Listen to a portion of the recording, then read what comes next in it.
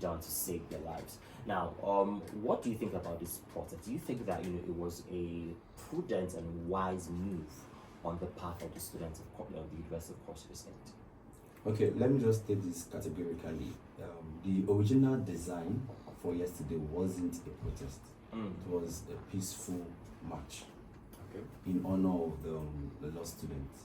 Because I was at ETFM just now with the SUG Senate President, who also confirmed that that was supposed to be a peaceful march around 1 p.m. or so with the staff of the school. Only for them to see the movement early hours of the morning to the teaching general hospital rather. And from what is circulating online, they went there. According to him, they went to talk to the MD of the hospital, but it was hijacked. And then we saw... Hijacked by whom? The same student. Okay. Probably not part of the original design. We can't see. So can we call that a faction, just like what is happening in the political scene? Probably a faction or something. I can't speak to that effect because I'm not part of the SUG governing board, so I don't know which one is the faction, what's not the faction. But what we saw were students of Unicross pulling signage posts, destroying windows, destroying the only ambulance in the hospital, and nurses were running for their lives, calling, "PPRO, where are you?" People are like, okay, what's happening? So I had to change on my mufti and went to the scene to see I can mix with them and then know what's the problem. So I was there from the beginning to the end of the protest. Yesterday, that's why I had a first eye account of what happened. So when they were saying people that I said a lie, I was there. I even helped some students cross over the fence because they ran into this complex close to the governor's office, this Commissioner of Youth complex. I had to pick some girls and then jump over the fence. Okay, go back to your school. So how did they move from the general hospital to the governor's office? You said that the protest took place at the planned protest was supposed to be at the general hospital. Right? Is that what you said? It was not a protest. Okay, the peaceful march that was hijacked. That was hijacked, right? But what we saw was violence. There was violence, like you said. The only ambulance at the general hospital was vandalized, and the lives of people that were in the hospital was also threatened. But we also saw videos of the protest continuing at the governor's office. How did that transition happen? Okay, what happened at the general hospital? Apart from the wreckage, we tried not to engage them with the smoke and all of that. So we used non-kinetic, non-lethal approach of crowd management to bring them out of the compound.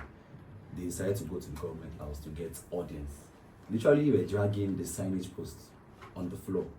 Which? The one from General Hospital? Oh wow, all the way to as the a sign of office. approval of this is what we've done. So they dragged it all the way to 1111. We're there. Give us your leaders. What are your demands? Nobody was responding to us. Still there, we still restrained. We took them all the way down to the junction before trauma office, then just close to the governor's office. I went on the phone call with Honorable Erasmus, Commissioner for Information. He said he's going to call the SSG and is coming to come and address them. That the government house is empty at the moment. Nobody's available. So going there will be pointless. So we had to try to hold them off. Okay, some students came out.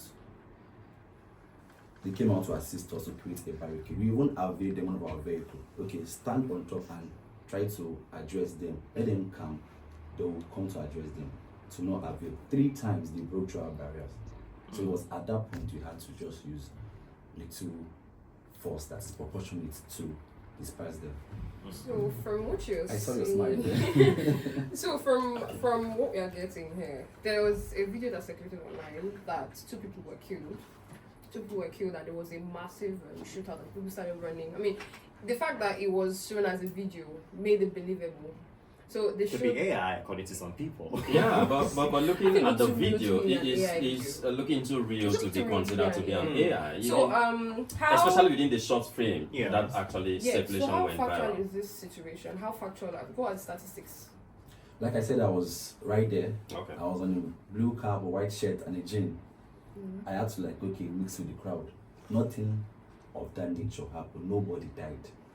I have my own video from the other angle behind the police, which is still circulating online. nobody died. What we had was about 2 students who passed out. Okay. Inhaling that smoke canister can send your brain going 360. Okay. And besides, when we launched into the air, it started running in different directions. So there was collision and all of that. So most likely they fell and all of that. But they were attended to. Okay. Yeah. So those sounds were the Police. canisters. I said I was among people that attended to them. Mm-hmm. So the police, the students union, and all, even the people from trauma also assisted to bring that minibus that you saw in that video. So it wasn't AI. The videos are all correct, but the narration, The narrative, yes, narratives are misleading. Okay, so let's quickly take you through this part.